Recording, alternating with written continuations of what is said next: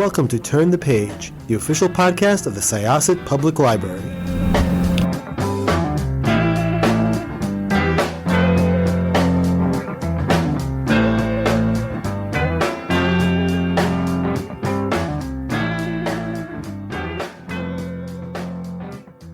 Hello, everyone, and welcome to Turn the Page. I'm your host today, Jen, and I am here with the author of a really fantastic piece of film history and criticism that I am so excited to talk about. Could I ask you to introduce yourself and your book, please? Yes, and thank you, Jen. My name is Nat Segaloff, and I'm the author of The Exorcist Legacy, 50 Years of Fear. And it chronicles not only the first most famous Exorcist film, the one made 50 years ago in 1973, but also all of the sequels, prequels, spin-offs, derivatives, and legends that have surrounded it for a half a century. It is absolutely fascinating and incredibly comprehensive. And before we get into the book too much, though, I would love if you could talk a little bit about your journey to this book. If you could tell us a little bit about your career, because you've worn many hats throughout the years, it seems. And could you tell us how you arrived at this project? Well, you might say I've been possessed by The Exorcist for 50 years because I was a publicist for the theater chain in Boston that was showing the movie back in 1973. And I helped arrange a screening that occurred before the film opened. The film opened on December 26, 1973. And if you can imagine, the screening that was held the day before was Christmas Day. So we got special dispensation through one of our major critics, Stuart Byron, who got William Friedkin, the director of the film, to allow us to screen it. And I stood guard outside the theater, so I didn't see the movie for a couple of days, but I did have to stop people from going in and accidentally seeing The Exorcist the day before it opened. Mind you, the critics had no problem coming on Christmas mornings. I suspected they wanted to get away from their families. You know, critics. I was a publicist then. I was a publicist for 5 years. We've all sinned. And I am now a writer after having produced some TV shows and done an awful lot of reviews for newspapers. You know, you work wherever you can get the jobs in this business. But I was never a critic and a publicist at the same time. What a thing to be present for, because that incident or that anecdote opens the book, and it's such a great little, I guess, as a scene, it just sort of sets the tone for everything so well, and sort of foretells like what the legacy of this film is going to be in a lot of interesting ways, because it's explosive and it's really charged and it means a lot to a lot of people in one direction or the other, you know. And so I think that it's strange. It was like the calm before the storm, because none of us knew we were supposed to puke. Yeah. Yeah, that to me is very interesting, you know, like because you do get into that phenomenon about the film after its premiere and its reception, and just sort of the sociological phenomenon, I guess I want to say. Yeah, it was very odd because a lot of movie theater managers were just hoping that the audience would make it outside and not let go in the lobby. What happened was the film was a masterpiece of tension, and the tension was released in various ways and various points in the film. But, and I'm going to ask you a question now. You've seen the film, of course, so spoilers all the way in this interview. Yeah. What do you think the point was where people who were going to get sick did get sick? That is so interesting to me. So for me, I would have assumed it was when there is vomit on screen. I would have assumed that you would get like sympathetic vomiting, right? But wrong. Yeah. Oddly enough, it was the hospital scene where Reagan is going through the arteriogram and there's a spurt of blood from the needle out of her neck. That's when people ran for the hills. It was because it was real violence or real something, a medical procedure. Now, here's the other question. Who do you think left, men or women? See, I would think, like, I don't want to, you know, besmirch my own gender here, but I would have think that the women would leave, you know?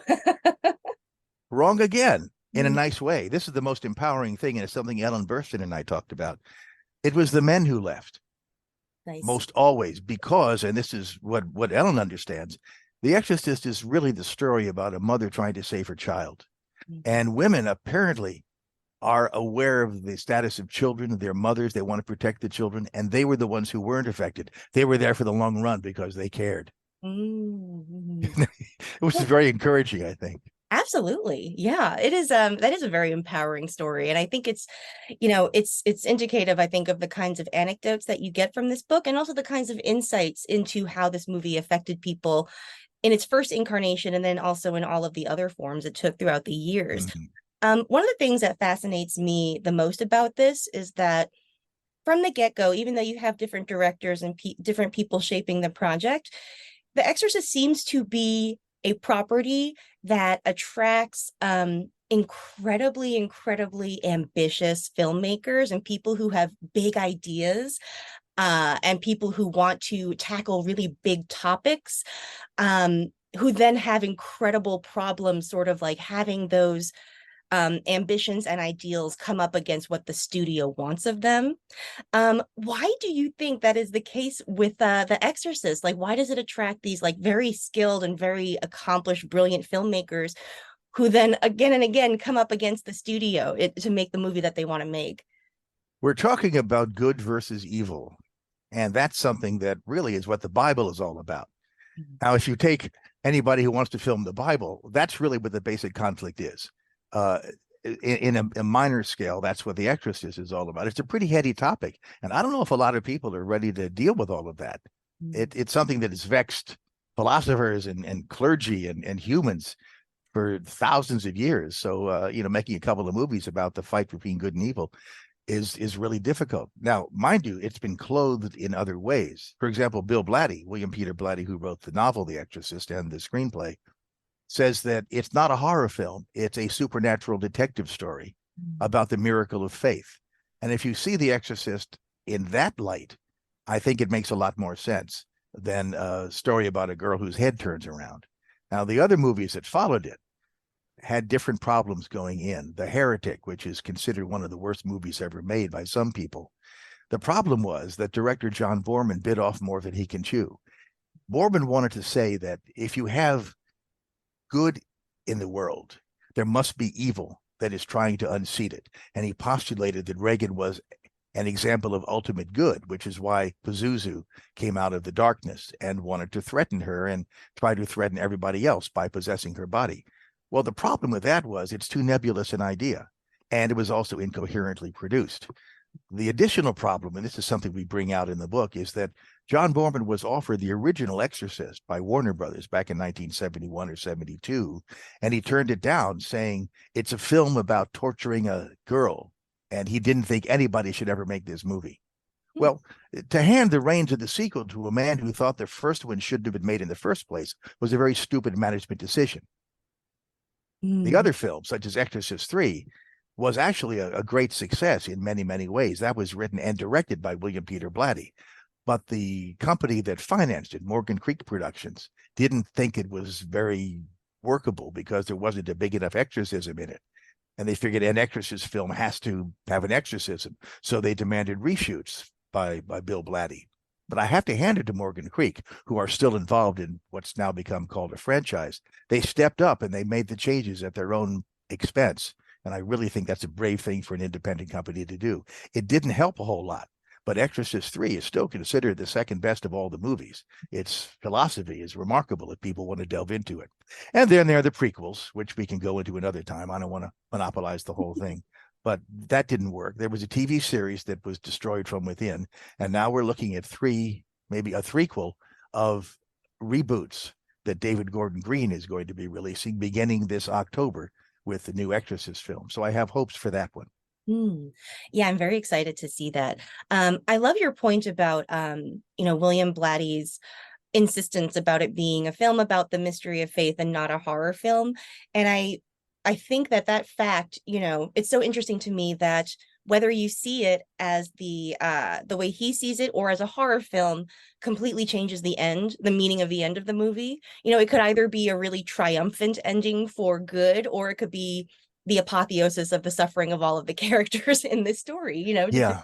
framework. And that also is something that you mentioned as being a problem with Boorman's film too, that it sort of undermines the message of the first, right? So I would love if you could talk a little bit more about the Reagan character and, the way that he changes her meaning. Because in the first film, she is not the target, and that's very clear, right? That's right. The target is really the priest and all of us. Mhm. As Blatty said, and it's in a scene which was restored for additional versions of the film, but isn't in the original. On the staircase of the McNeil home, there's the scene between Fathers Karras and Marin when they're taking a break during the exorcism, and Karras says, "Why this girl?"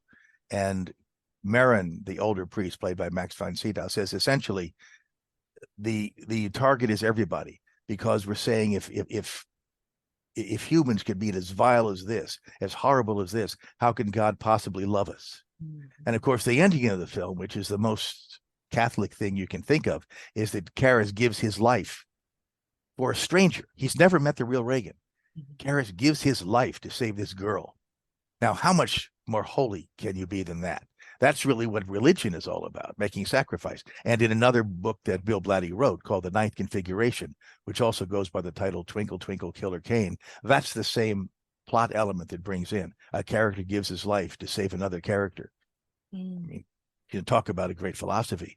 It's hardly ever done anymore, except maybe in war, where soldiers go to battle to fight for some people they don't even know. Yeah, that's true.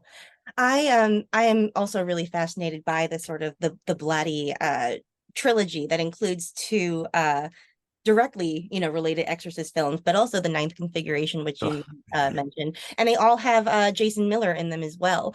One of the things that I think makes 3 so disturbing is that when you see him again, well, I guess it depends on which version you're watching, whether you see Jason Miller again or not. But it's really it's extra horrifying, because the last time we saw him, he did something so giving and so sacrificing, and here he is, the host for all of the horrible things that are happening in this story. Could you talk a little bit about maybe the relationship between Blatty and this particular actor? Was there a reason he kept going back to him? Well, I think for the sequel, there was the necessary. Yes, yeah. If you're making a sequel, you need to have one of the original actors. Miller had some health problems at the time, which precluded him from being in the first shoot. But by the time they were doing the reshoots, he was more available. It's a long story and not flattering. But they used the idea of Father Karras as the vessel, as you said, to bring about these other murders. In fact, his body was possessed by another demon, which was carrying it out using him.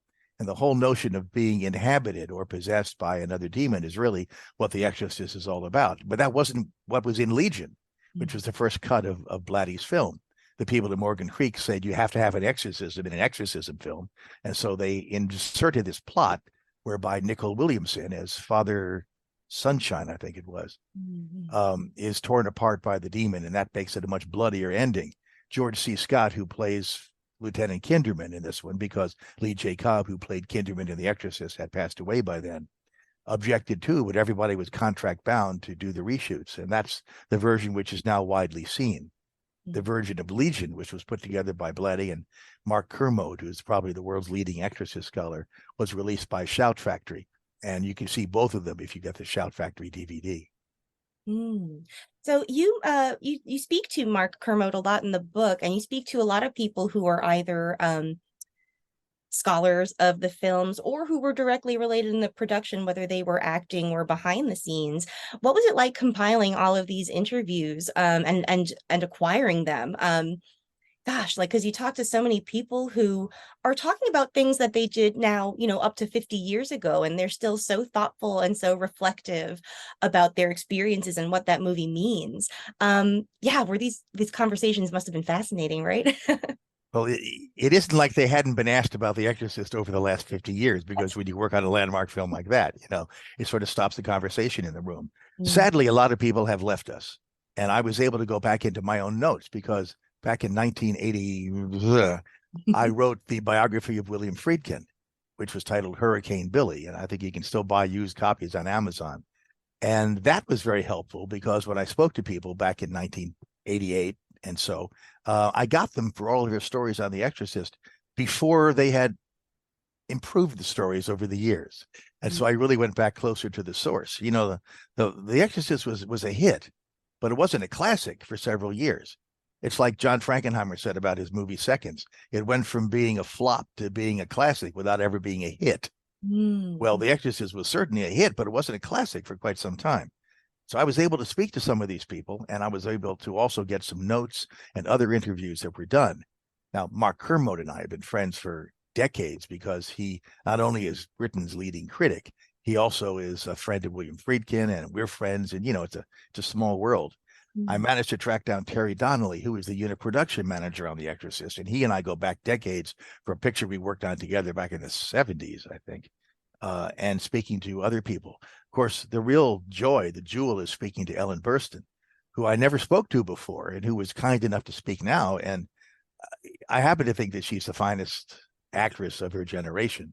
And it was a thrill as a fan talking to her as well as a scholar talking to her. Mm. Yeah, she in particular, it was really fascinating to hear her not only talk about her experiences in the past with these films, but also hear her like sort of in the moment talking about like decisions that she was currently making about appearing in, like the Yeah. movie that's about to Yeah. happen. Like it's so up to date. It's wonderful. Now, she told me over a year ago, and I kept it secret, but of course, word has come out since then from other sources. To make the new version of The Exorcist, Ellen Burstyn wanted a lot of money. And she gave that money to the Actors Studio, where she's one of the people who runs it, to set up a scholarship fund. In effect, she sold her soul in a good way to be able to empower and endow the organization that she works with to give us more actors and more training. And that's, again, a kind of a sacrifice. It's wonderful and quite to be praised.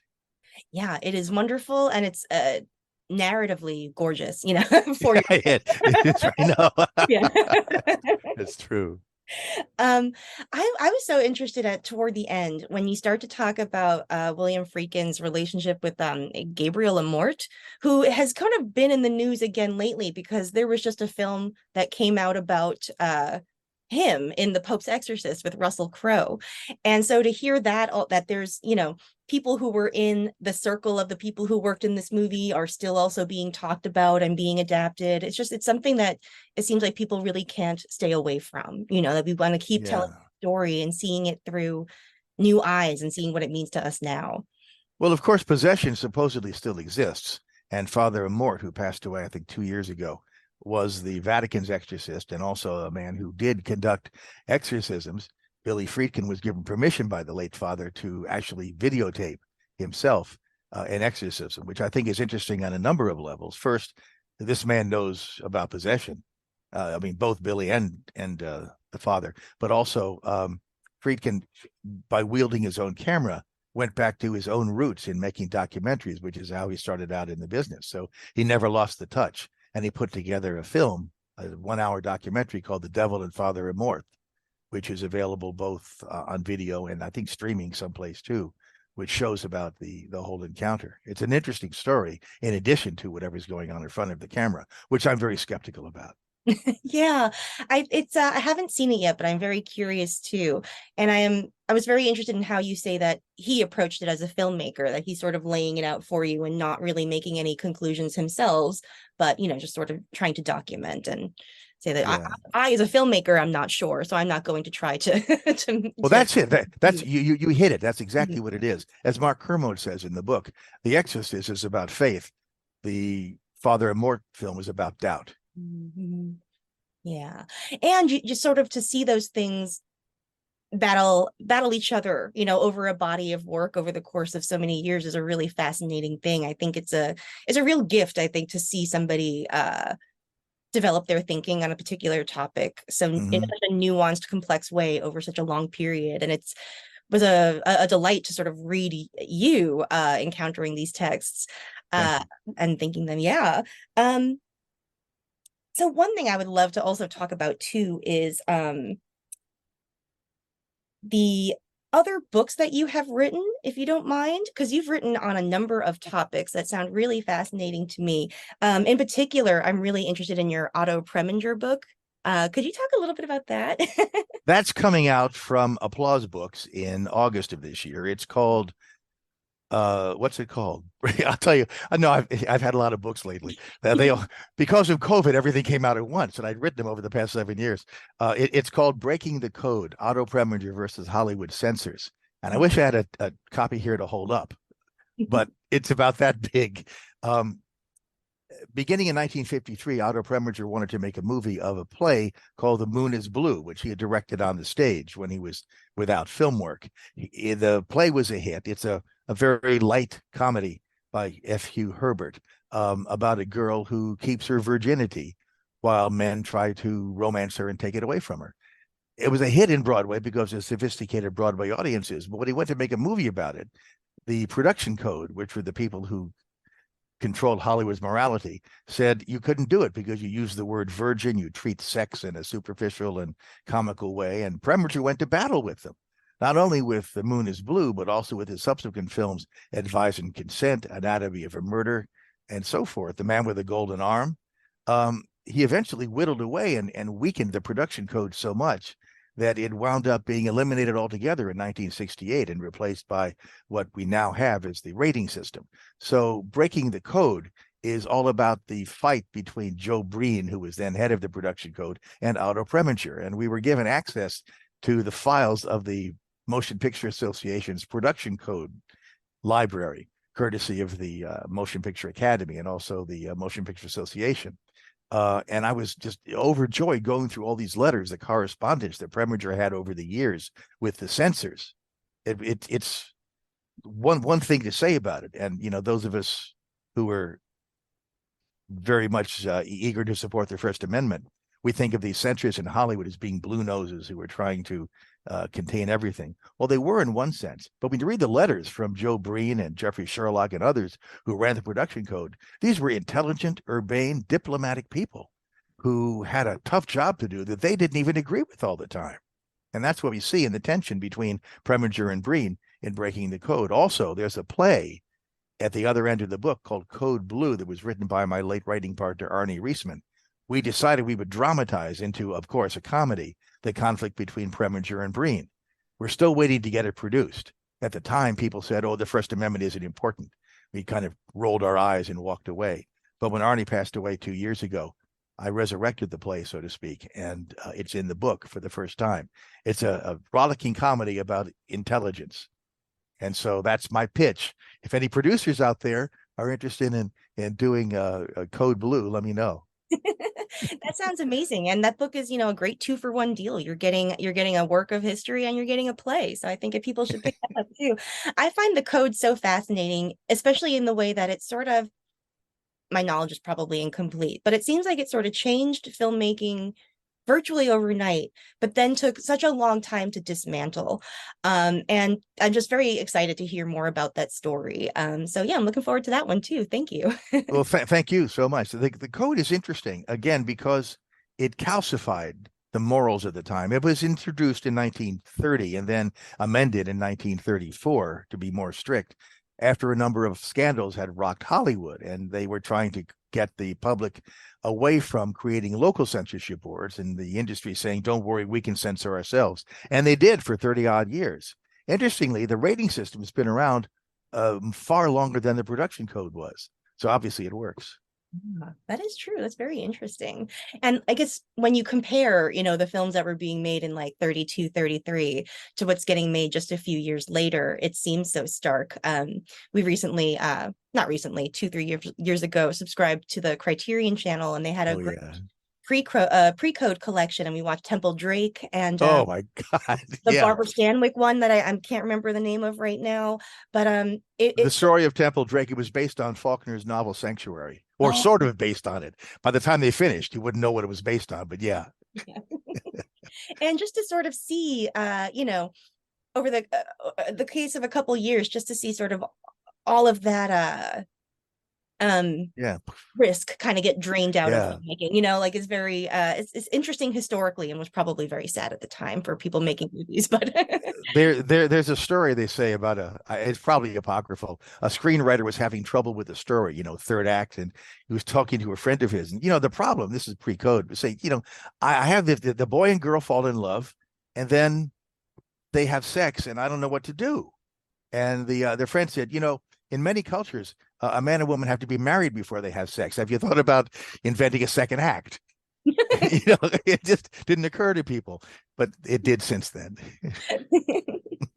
Well, thank you so much for joining us, and I hope that maybe you'll consider coming back to the show in the future to talk about your future projects, because I've really enjoyed reading your writing so far. Well, thank you very much. I'm going to hold this up again because my publisher will crucify me, if you'll pardon the expression, if I don't. But thank you so much, Jen, for having me. And I want to thank everybody who's watching and listening for going along with this. And I hope that I can brighten your lives and darken your nights. Yay, thank you so much. Okay, listeners, so you are going to, and viewers, you're going to check out The Exorcist Legacy, 50 Years of Fear, as soon as you possibly can. That is a command from myself. Thank you so much for joining us. It is now time to close this chapter. It's time to close this chapter of Turn the Page. Join us for the next episode.